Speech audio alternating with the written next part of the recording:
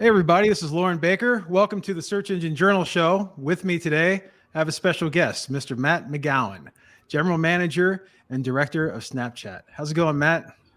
It's going really well, Loren. It's really good to see you. Likewise, Long it's been a time, while. long time. I know. So, before we get started, Matt, you've had quite a journey, I think, since the past couple of times I've run into you. Would you like to kind of go over for our audience a little bit about yourself, a little bit about your background, and then what you're doing right now at Snapchat?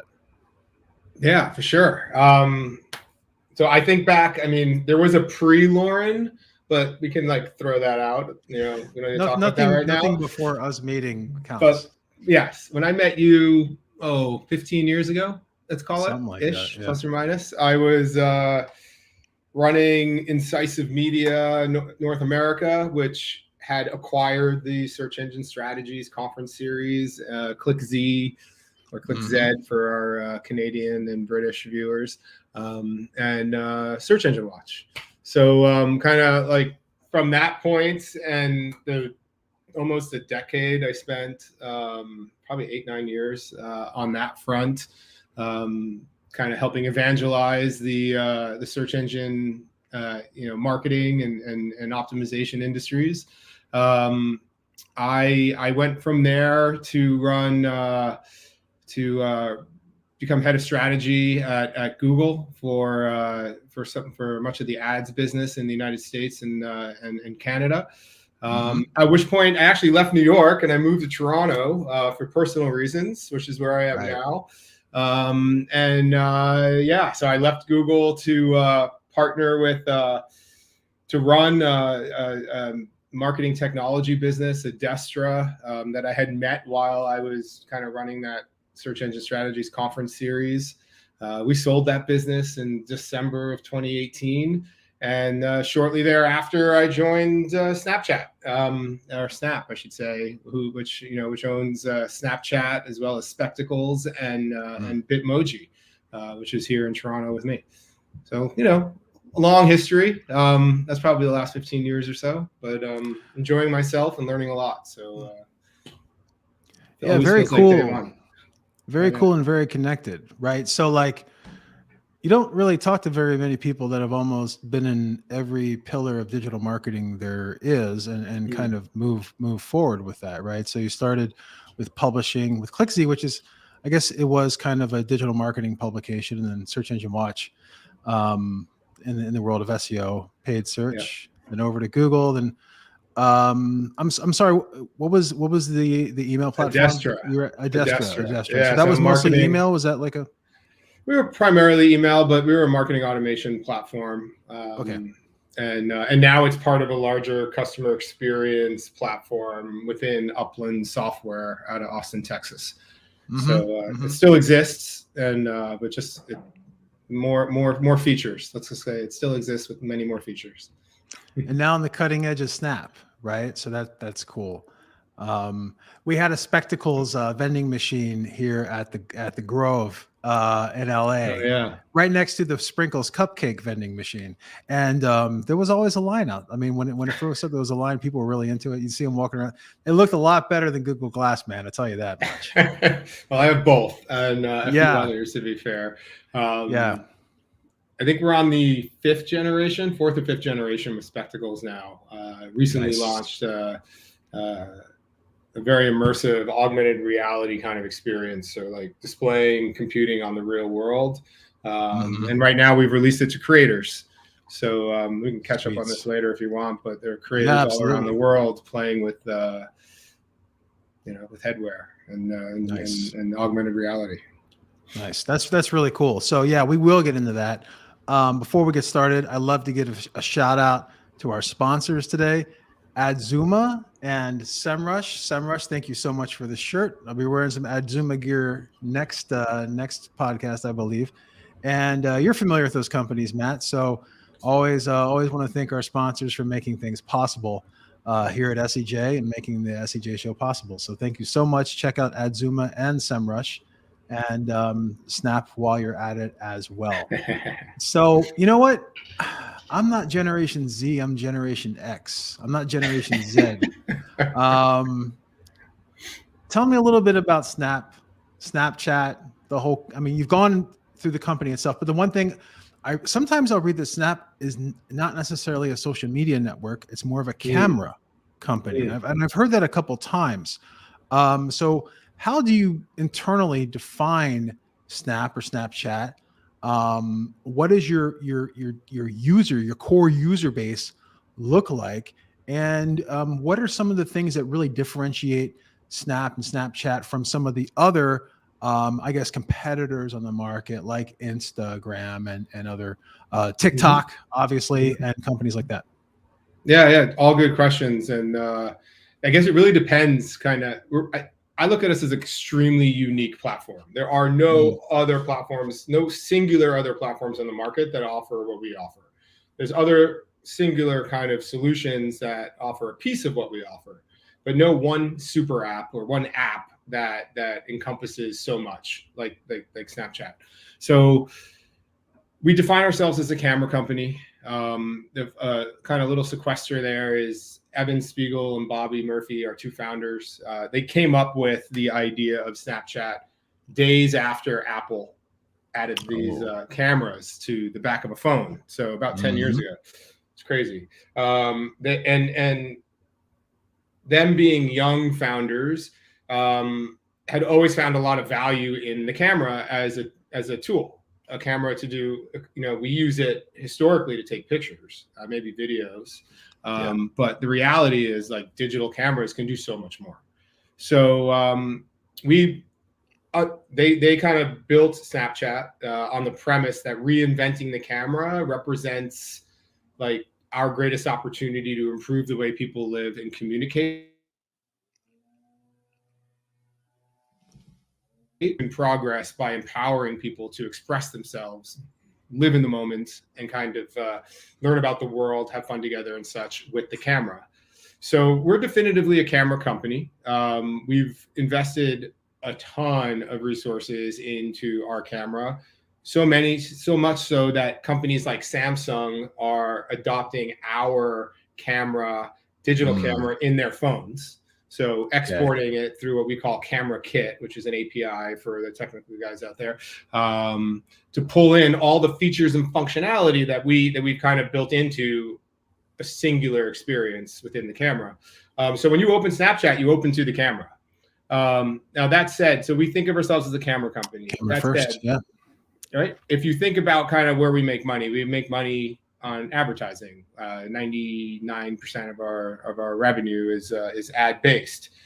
We compete with other social, like with the larger social media companies out there for ad budget. So if you were to ask a media buyer, what Snapchat, they might say we're a social media company because they spend mostly with us on their social media budgets.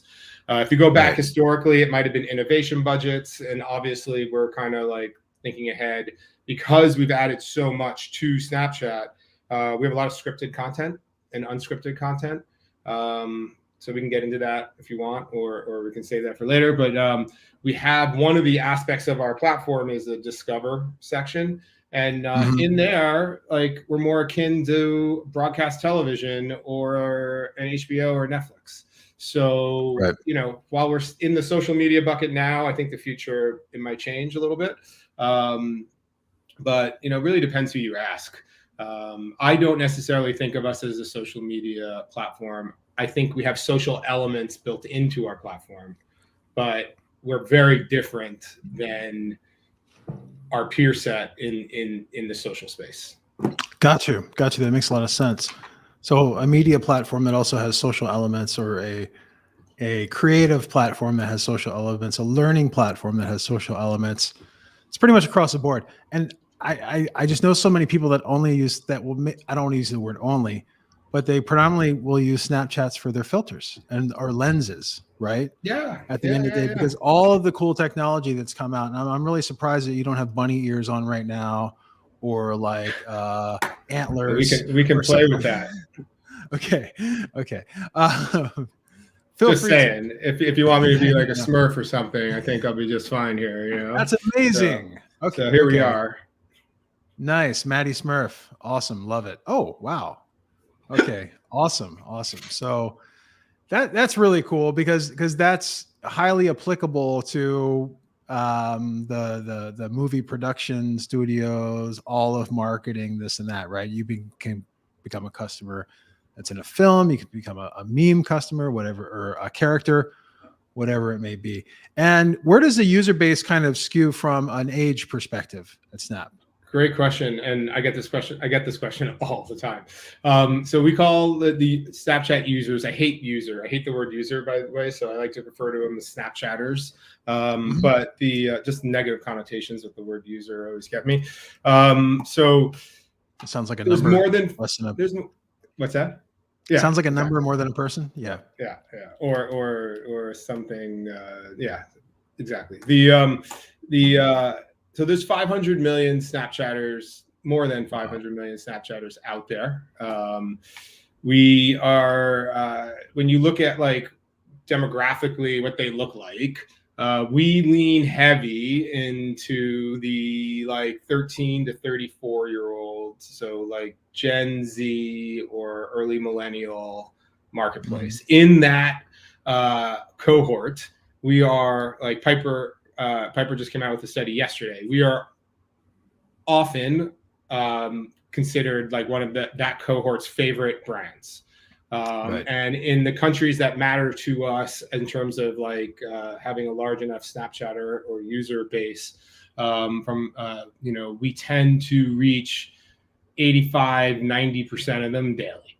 So like we like to think of ourselves as their preferred platform, and everything we do and everything we publish and everything we kind of create, like that's the audience that we're very kind of focused on. It's the hardest to reach audience online.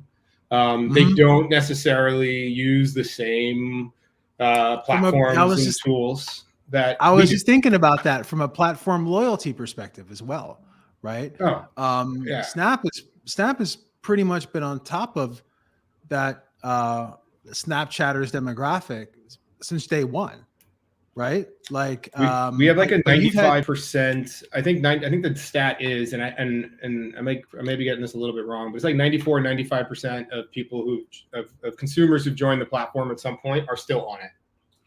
It's pretty amazing. That's pretty amazing. So what do you attribute that to? Well, at our heart, like you got to remember, like we're a messaging platform. So, Loren, if you and I have been communicating on a message, like pick the platform, we tend to stick to it, right? It's rare that you jump from one platform to another and I find you on that platform and I start hitting you up on that. So I think that at the core was part of it. I think also like when Evan and Bobby, created Snapchat, they created it around two very unique core tenets that we still follow today. One is private by design. So we can all talk, and probably not for this conversation, but we can talk about the, kind of what's in vogue right now in terms of data and storage and all that jazz. And then the other one is the fastest way to communicate. The fact is, when you get used to Snapchat and you start communicating on Snap, it feels clunky on other platforms. It really does, because the camera becomes part of the conversation.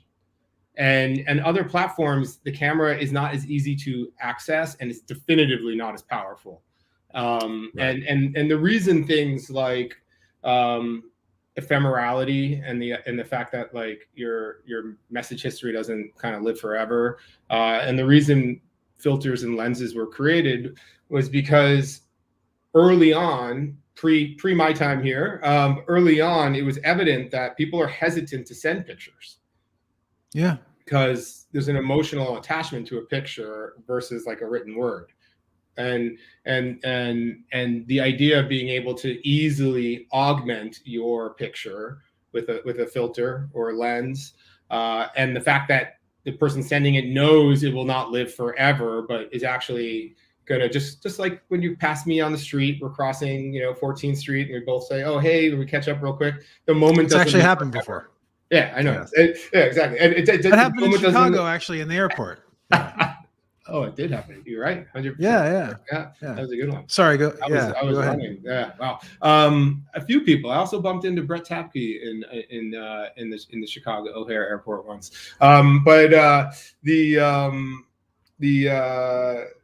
Because it's not going to live forever, because it's ephemeral, I feel more comfortable in general sending you a picture of me in the moment. It's not like my best picture. Right. It's not going to you're not going to find it in search engine results pages at some point in my career. It's not, I don't need to play with it and like get rid of a blemish or change my hair. You know what I mean? Like, this is just, it's a real picture of me communicating to you what I'm doing, how I'm feeling. It's super easy to send, and I know it's not going to come back.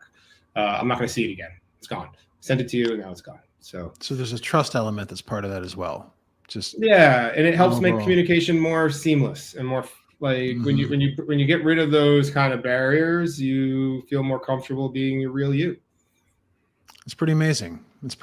So, one thing I want to get into a little bit too is kind of connecting Snap to what's done in the search marketing or the content marketing world.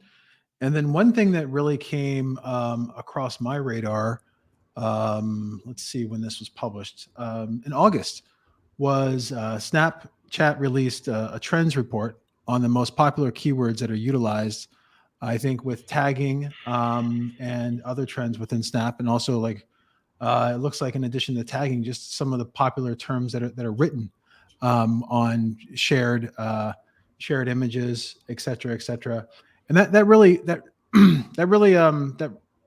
got my attention, because I feel that in the world of SEO and then content marketing that's attached to SEO, going back to the numbers versus whatever. So a lot of the time, the trend is like, hey, we have to go after this because it's a search volume number, right? And it can take time. A lot of the search volume number reporting is very reactive, right? And then you have some tools that will identify trends as they're happening. But I can't think of a faster platform to see something trending than within a tool set or a solution like Snap. And just like the ability to be able to pull that data as well from a marketer excites me, because I'm not just looking at one or two sources that are very limited and they're just thinking about the world of SEO. The ability to go beyond that and see what people are using from a day-to-day perspective when they're describing things, writing about things, and this and that. And I think some of the examples that were used were around like different trends during the summer that popped up, obviously barbecue, fireworks, 4th of July, around the 4th of July. So could you go into a little bit of that on the trending side within Snapchat trends and how that works and how that might be valuable to different marketers to integrate into their overall strategies? Yeah, so it's a tool we literally released like a month or two ago. You can find it at trends.snapchat.com. And it's definitively, a tool. Its primary use case is for our partners and our advertisers, right? So if you're a media partner and you're publishing content on Snap, like this might help you kind of give you some insights as to like what the next episode of your news show or your talk show or whatever it might be should be covering, right? Because these are the trends that are most seemingly most important to those on the platform. If you're an advertiser, you may use these trends to identify key moments to launch a campaign or to impact your creative, influence your creative, or whatnot. So at the end of the day, it's all about discovering and exploring trends. And you can find, I think, we got to look at the data. It's early days, but you'd be able to find what topics perform well on the platform and help you drive better engagement. We're already super immersive, right? Like ads on our platform, content on our platform. It's full screen. It's on a mobile device. It's like right next to your face. Like it's an immersive platform with immersive ad units and immersive kind of content. These trends are only going to help make that more relevant. Amazing. Yeah, I was reading through the coverage on SEJ, And Matt Southern, who's also a Canadian, I believe, from Ontario, one of our writers. So we have a connection there. Snap recommends 5 ways marketers can utilize the data in Snapchat trends: product market research, copywriting, building customer personas, media planning for key moments, like you said, which is pretty amazing. Snapchat points to obscure holidays like National Ice Cream Day, as people tend to implement that into their lenses and everything else. So how can you jump on that as an advertiser? Yeah. And also overall competitive research to see what others are doing in your space as well. So yeah, I really like that. I think that's pretty amazing stuff. And again, go ahead. I was going to say, like, do you know October 3rd was National Boyfriend Day? No, I didn't know. Right. Like, so there, one of the things I've learned in the last couple of years is, sure, we got our like holidays, right? And our moments like back to school and our holidays like Thanksgiving or whatever.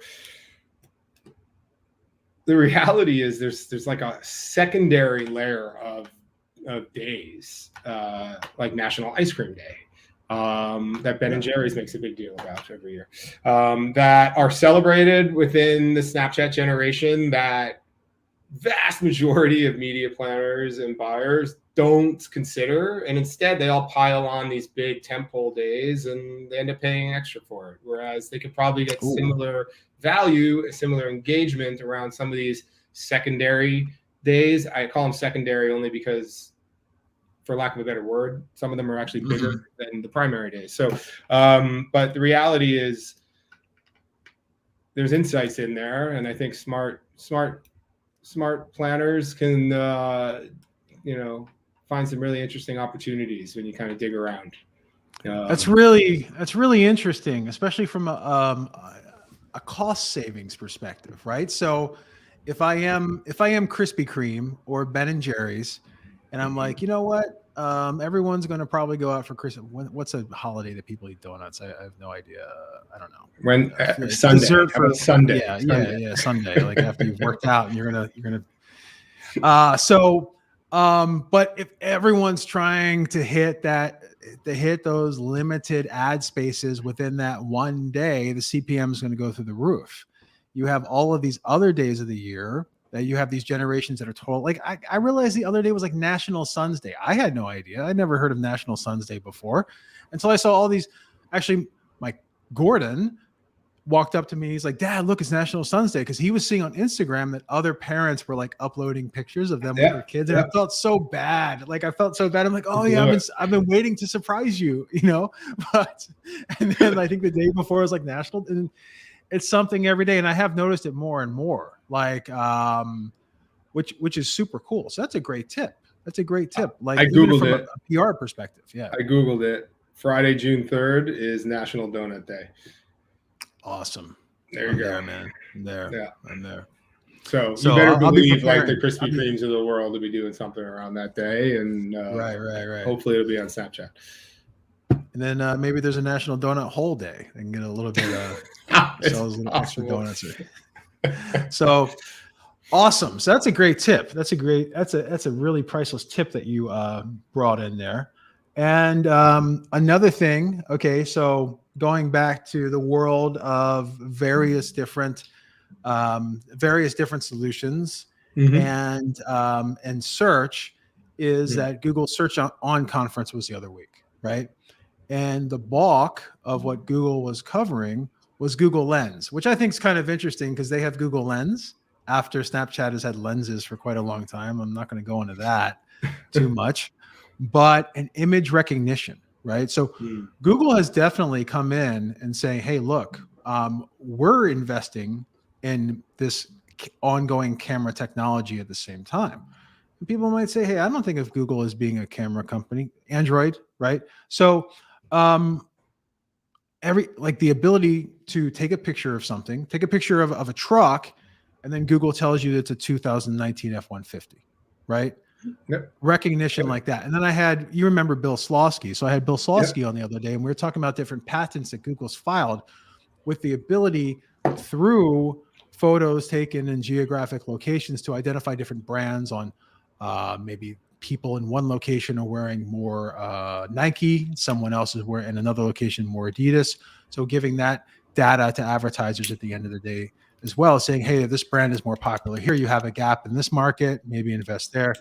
So it seems like Google is really, really pushing into the the image recognition space, perhaps from an augmented reality standpoint. But you guys have been there for a long time. So what kind of again, I'm not as familiar with Snap at the end of the day, but I do familiarize Snap with augmented reality, the ability to look at something and maybe see, look at a building and see the different businesses that are in that building or something like that. Could you go into that a little bit with me about what Snap's doing on that side? Because it seemed like Google got all the news the other week in the search world about it, and what Snap is doing on that side, and then some of the solutions and the cool things that you do with advertisers. Because I've seen you sharing that on your own social media, some of the cool things that you've been testing out. Like I think you're virtually trying on outfit the other day, right? Yeah. And correct me, it was Loren that was testing that. I've done that one. We've done a bunch. I mean, you name the retailer, you name the apparel company, and I can probably point to a Snap case study. So yeah, a couple things there. So we definitively were the first to bring like lenses to market quite some time ago. We've already talked about why they were introduced. What we found is that like lenses can do a lot more. And I think when we think about our peers, many of them massively bigger than we are, like Google. Like I think Google has more employees in Canada than Snap has globally. It's validation, right? So like when we see other platforms lean into aspects that, into products or features that we've been playing with and building and improvising and improving upon for years, it's validation. And the fact is, like, I think augmented reality is here to stay. It's a tool that you can use to help you communicate. It's a tool you can use for entertainment purposes. It's also a utility. And you touched on some of the use cases. We can get to them. And I think that as many platforms start to lean into augmented reality, all ships will kind of rise with the tide. I read a Price Waterhouse report the other day, like 1 in 4 people on the planet will be using augmented reality by 2025 or something like that. It was a pretty insane number. At the moment on Snapchat, we have over 200 million people using AR every day. AR, augmented reality, interchangeable. And every day. And again, we open to the camera. I have yet to see AR implemented without a camera. So like, you need that lens and you need that aperture to capture the real world. And then you overlay computing on it to solve a problem or to make the experience more entertaining. Right. So it's also where the new spectacles come into play, because if you need an aperture, you need computing, and you need your eyes, this is okay, but this is a lot cooler, a lot easier, a lot more immersive. Better for your posture, hands-free, better for your posture, you name it. May not be better for your head, I don't know. But so we look at as AR as a communication tool, as an entertainment tool, and as a utility. And I guess if I'm speaking to a consumer, I might say, they say, what's utilitarian about what do you mean utility? And I'm like, well, we've introduced a function called scan. And scan in real time, when you open your camera, scans the world around you. Listens, if you access it, you have to engage with it. It won't do it automatically. It listens to the sounds and it sees what the camera sees, and it can identify things. And more, and the list of what it can identify is growing exponentially. because the snap camera is becoming more and more powerful. So like started out, I could identify like a type of plant, right? What kind of plant is on my living room table or in my backyard or in the park? What kind of dog do I have, right? I got the dog at the, it's I always used to say my dog Betsy is a mutt, but now I know exactly what kind of dog she is, or cat. Really? Because you can look at it and then in the database it pulls out, and there's a margin of error, but like I have a lot more understanding today than I did, before scan. Solve math problems, right? So you can point your camera at a math problem that's on a piece of paper or on an iPad or screen or whatever, and it'll solve it, including very complex math problems. So the list goes on. For high school students. There you go. Don't tell your kids. Now in terms, it can also start to identify objects. So it can identify that like the New York Public Library or Venice Beach scene. It can identify it, and then it can add layers on top of it. They can be sponsored. So, and they could be branded. It could be a McDonald's Pride lens, or it could be a Ralph Lauren, advertising, black label or whatever. So what we're finding is, if you remember, but back when we first started hanging out, like mobile video was like hard to come by, right? Like if you go, we were all talking about like mobile video being like the most valuable ad asset, because like it was expensive from a publisher perspective, because people would spend a lot of money, companies spent a lot of money on it because they weren't creating for the mobile device. And often they would want to like cut down a TV commercial or something for your mobile device. But then, with the advent of YouTube and all this stuff, like, whoa, like everyone learned how to create mobile video, and we all started to realize mobile video could do a lot more than broadcast television because it was interactive. Similarly, we're at this like inflection point now with augmented reality. Very few, and again, maybe this is another insight for those who are looking to like differentiate themselves from the pack, those media agencies out there, the search agencies. Augmented reality is a full funnel solution, definitively full funnel. Like, so we talk about impressions and swipes and shares up on the awareness category. We talk about app installs and views and purchases in the engagement category. And then we have pixel-based page views, pixel-based purchases, if you really want to get into the performance category, right? All with the same lens. So what we're finding with augmented reality is that it's in high demand. So you name the Fortune 5,000 or the SMB out there, and they would all like to do it. They all, more and more, they understand that it's more engaging than like display ads. It's more engaging and more memorable than maybe online video ads, but they can't create it. More viral. Yeah. They're having trouble creating it, right? So like no one knows how to, no one, but there's very few creative agencies or creatives out there who have experience building for AR. So we've done a few things, right? So we've launched a free software called Lens Studio. And you can find it at lensstudio.snapchat.com. I'm sure if you Google Lens, Lens Studio, it'll pop right up. That software is free download, and within 10 minutes, I was creating lenses. So, and I'm not the barometer of what's easy or what's not easy, but it's not the most complicated piece of software, but it does some very complex things. So we've done that. And what we're finding is now we've launched certification programs, right? So on Snapchat.com, you can drill down and we'll walk you through.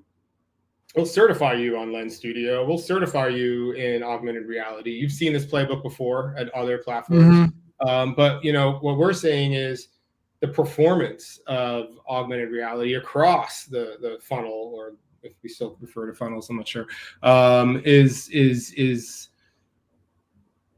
off the charts. Like, what I mean? Like at the end of the day, it gets playtime, massive engagement, drives cross-platform downloads, sales, everything. Yeah. And what our hope is the Googles and the rest, Twitters and Facebooks and the other platforms out there we'll continue to invest in AR, because the way I see it is it's probably the next step in the evolution of computing and the evolution of like customer engagement, in a world where we're still often from home much more than we have been in the past.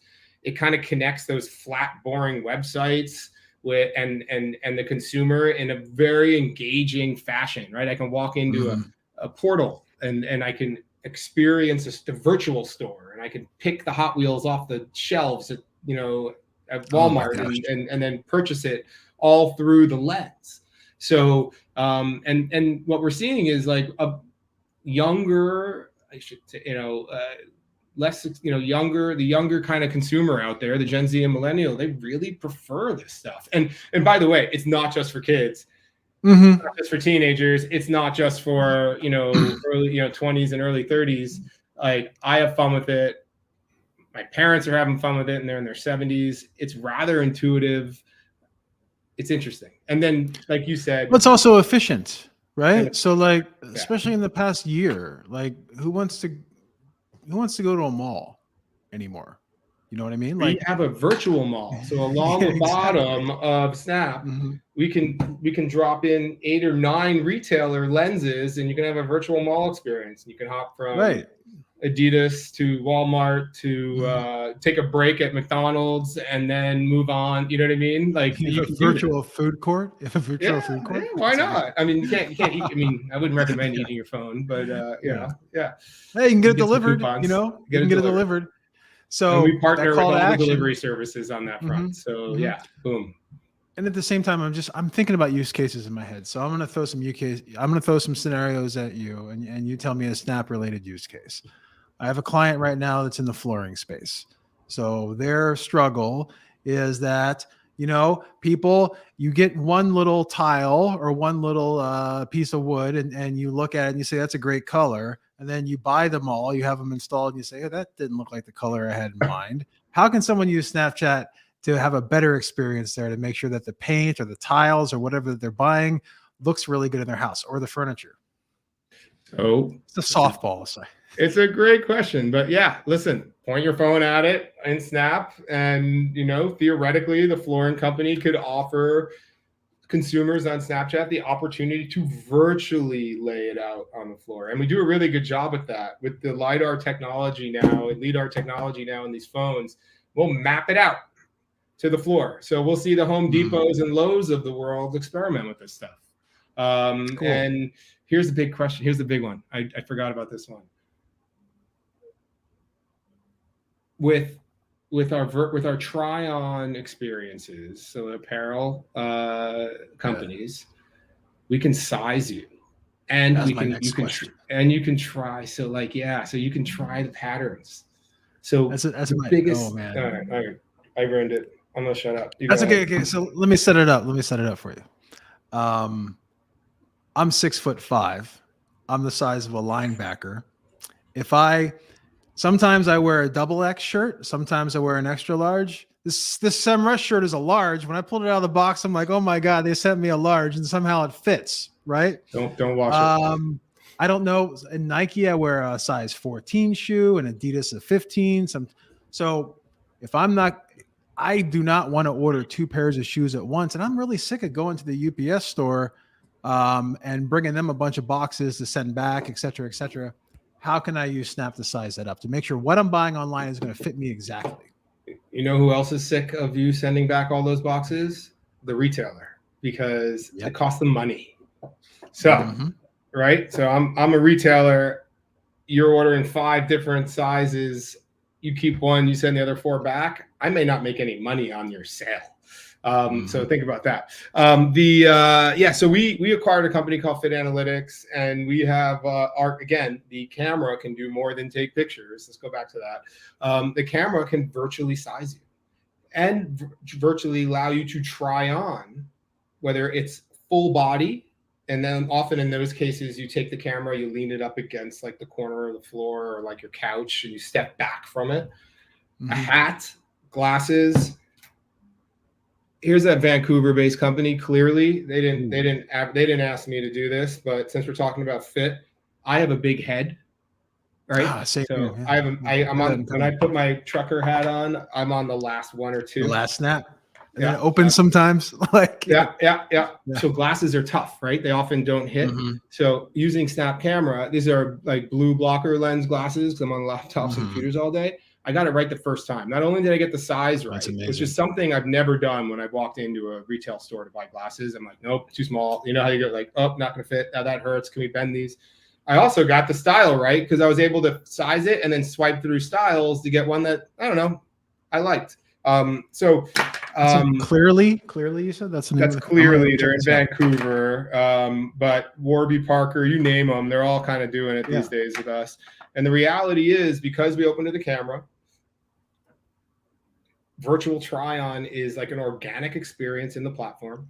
We actually, all data we see now shows that the Snapchat generation expects this kind of stuff because they don't want to do what you do. No one wants to order 5 sizes and return 4. It costs you money. Like, it costs the company money. Like, it takes time and energy. And then if I'm in the dressing room, if I go to the mall, to Macy's or something like that, and if I'm in the dressing room and stuff doesn't fit, I feel bad if I leave it behind.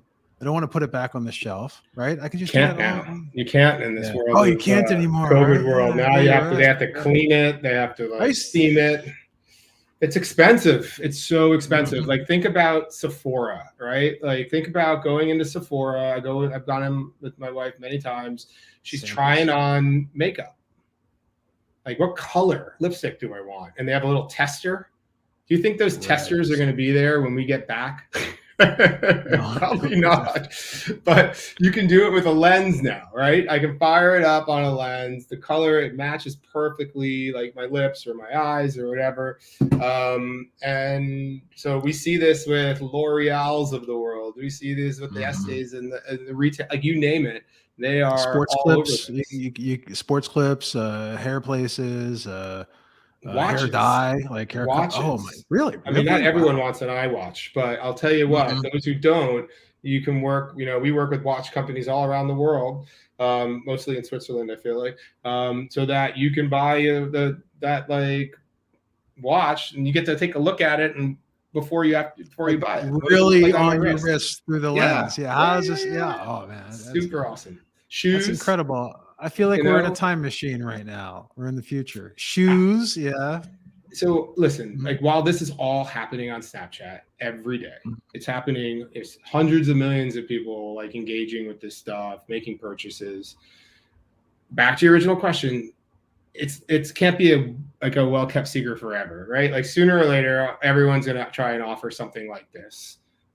Whether it's the retailer on their website or a social platform or whoever. But consumer behavior is hard to change, right? Like, it takes major events to change behavior, like a global pandemic. And they're already doing it on our platform. And we are experiencing, significant year-over-year growth within this kind of category. And it is almost endemic to us at the moment. So, like, maybe we'll export it to other platforms, give them the opportunity to use our camera kit, which is on kit.snapchat.com. You can see all their APIs. Maybe they'll create their own. I don't know. But the reality is, like, this Gen Z millennial Snapchat generation is expecting it today, and they're using it today. And it seems to be working. Seems to really. Why reinvent the wheel? Why invest in building it on your own site when you can be where everyone is already? Invest and maintain. Yeah. Oh, true. Very true. Yeah. I mean, honestly, you've totally talked me into this with all of these different use cases. It's completely blowing my mind. I'm gonna update my Snap and check it out after this call.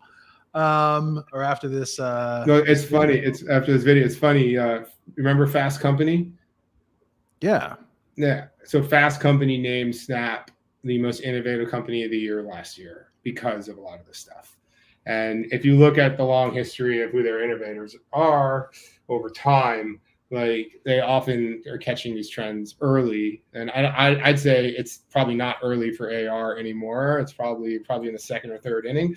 But it's we're starting to get the recognition I think we deserve around all the work we're doing on this like cutting edge kind of very different experience that we create for consumers and advertisers.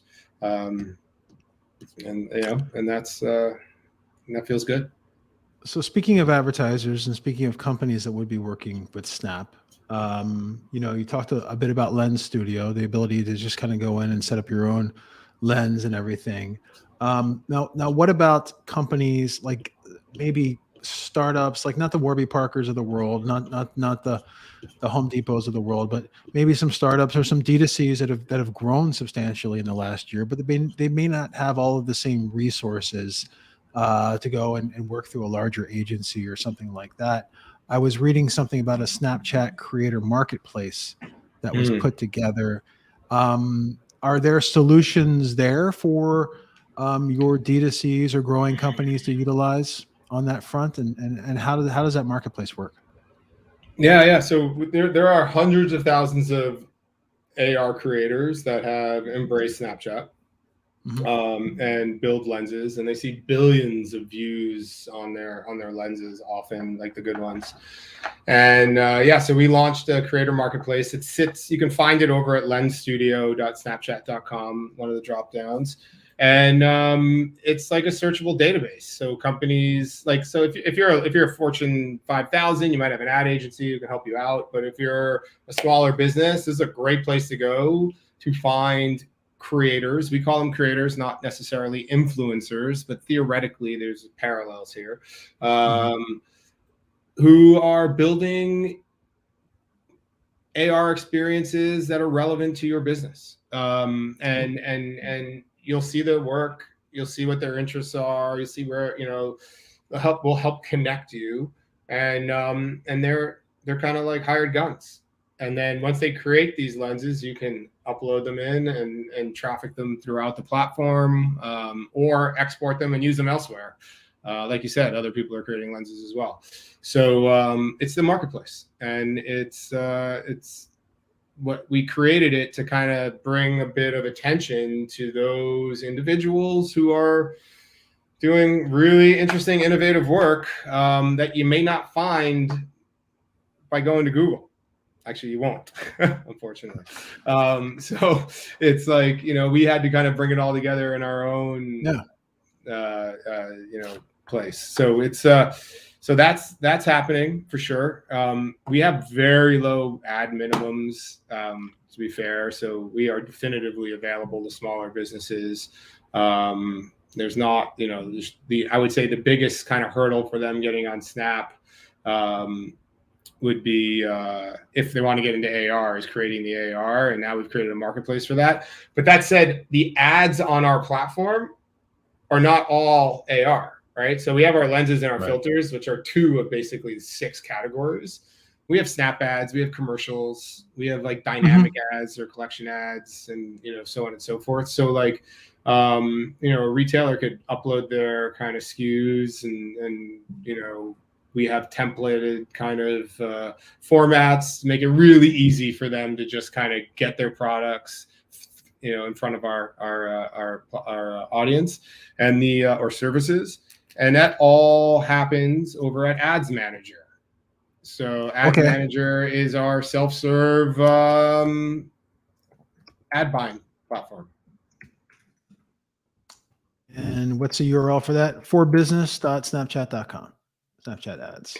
I'll drop that as well in the comments. Yeah, and it's like our peers have all of our peers have ads managers and self-serve solutions. So do we. Ours is relatively new. Ours is only a couple years old. I mean, to be fair, we're only a 10-year-old company.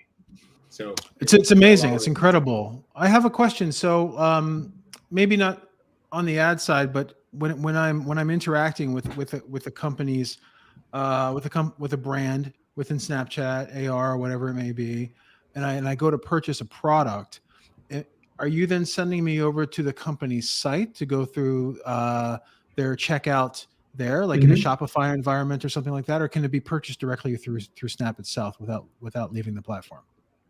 Yes to all the above. Wow. Okay. It just depends. It depends on the ad unit. It depends on how things were set up. It depends on the company's preferences. But yeah, you never actually have to leave Snap if that's what the company would like you to do. Amazing. Yeah. Amazing. This is really exciting. This is really exciting, especially from a whole D2C new audience. standpoint. No, it's really cool, and it's funny when I go to Snapchat ads. The first example I see is the truffle sauce, right? I think it's called Truff, and man, I've seen their ads all over the place. I haven't bought the truffle sauce yet, but I always see them and Warby Parker, and there's a reading glass company that I used to see all the time. But it's funny how much brands have changed, right? Like, I mean, me personally, I've gotten to be so social media discovery first when I'm buying a product. I bought a pair of basketball socks for my son the other day because it just looks amazing. Like, they have built-in support within the socks. I saw the ad on a social platform. Boom, hit the button, took me direct, paid with accelerated payout, either via the Shop app, right? Or PayPal or whatever it may be.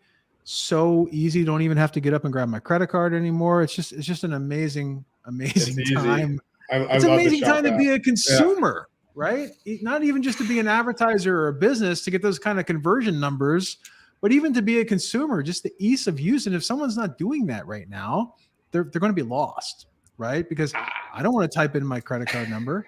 I don't want to remember what the 3-digit code is on the back. I just want to hit that. I want to use my thumbprint to be able to purchase something, have my address in there, have everything else, and know it's on the way, right? And then from a D2C standpoint, it's amazing because you just see those conversion numbers skyrocket with that. So really cool to be able to connect the dots and kind of go through this with you, because one of my goals of this show, Matt, is I don't know everything about digital marketing. I know the little bit about what I know, right? But if I can learn from people like you about things around Snap, around everything on the camera side, yada, yada, yada, and then share it with our audience, I'm learning, and then everyone else is learning at the same time. So I really appreciate you taking the time to join us today. It's been cool. It's been cool to catch up. I was trying to think the last time, maybe it wasn't Chicago the last time I saw you. Maybe it was lunch in New York. On 57th. 57th. That French restaurant. Oh, that was the last time, wasn't it? No, that 57. That was dinner. That was dinner. That was dinner. I can't remember if that's the last time. Yeah. I think that was lunch went into dinner. Lunch went into dinner. Yeah. So that was a good time. That was a good time. Yeah. It's been too long. I will be in LA soon, though. I do promise that. I mean, that is where we are based. We are, we've moved from Venice to out by the Santa Monica airport, and which is less than a mile. And now that kind of the world's opening up, my brother's there, my mom's from there, my business is based there. I think it'll be. I've been here for almost a decade now. That's crazy. It's amazing. I can't believe amazing. That. How long have you lived in Canada? I left New York almost 8 years ago. I thought you'd never leave New York. You know? Never Mr. say never. Mr. New York, man. Never say never. And Toronto, we were talking about this a little bit before the show started. So Toronto's a hot spot, right? I mean, obviously Shopify, right? And I'm just, in the back of my head, I'm thinking of all I know that Snap is a Southern California company, but with you being in Toronto and Ontario, just like the parallels, the marketplace, right, on the Shopify side, on the Snap side, all of that. Just like I kind of see these dots connecting in the back of my head while we're talking. It's just amazing to hear. If you're on a Shopify store, we're integrated, so you can access Snap through the store. But Toronto, wow. Listen, I'm not a Canadian, though I am going for citizenship. Probably the first time I ever said that publicly. The story about it. That's a whole nother podcast. But Toronto, 55% of Torontonians are not from Canada, like me. So it's there are more languages spoken in the Greater Toronto area than any other city in the world, according to The Economist. So it's now labeled the most diverse city on the planet. I thought New York was when I was growing up. This is by far more diverse. We have the fastest growing tech scene, I think, on the planet. Like there was more jobs hired in tech in the last 5 years in Toronto than in New York or San Francisco, or maybe San Francisco. There's more cranes building buildings in Toronto than all like the 48 states combined, or something like that. Mm-hmm. Like it's some outrageous number. It's all out there, the data.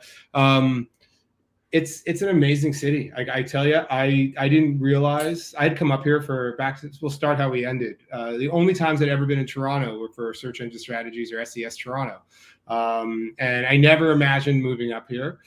Now almost 8 years later, I can't imagine leaving. And my kids are born here. Like this is home. And I feel blessed every day. It's a very awesome city with a huge tech scene. All of the Fortune 500 or Fortune 1000 actually have offices here.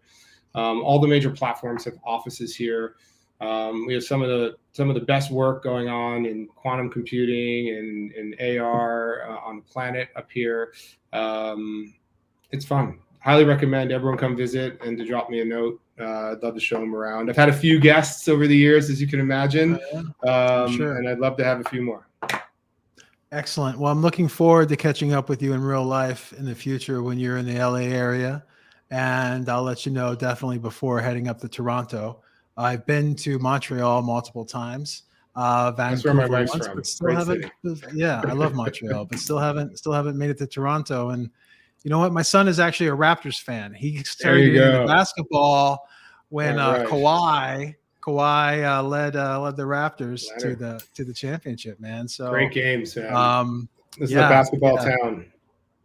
Yeah, and I just like also, you know what? Before getting on here, I was also thinking about like our personal background, and I just wanted to let you know and let I guess our listeners and viewers know that when I was getting started with SEJ, this SEJ started as a personal blog, right? Mm-hmm. So I was writing personally, just like this is my little blog, writing about the search world, writing about search news and stuff like that.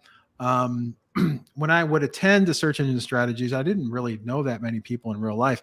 You were so inviting. You made it a point to connect with me, to make sure that I was attending the events, to introduce me to people, to invite me up to the McGowan suite a couple times here and there. So I wanted to thank you for that. Like it was, you made it very welcoming to attend those events, and I really wanted to acknowledge that because you introduced me to so many people that have changed my life. So that's one reason I also wanted to have you on today too, was to thank you for that. And I just appreciate that. And I just want everyone else to know that as well. So Matt McGowan, great guy, GM and director at Snapchat. And it's been a pleasure having you today. I've learned so much. So thanks again, man. Loren, thank you. It's fantastic. And thanks for that also. I miss those days. They were fun days, and I'm glad we had those experiences. Just insane. They were fun from what I remember of them. Okay, so thanks again to our sponsors, SEMrush and Adzuma, again for making today's show possible.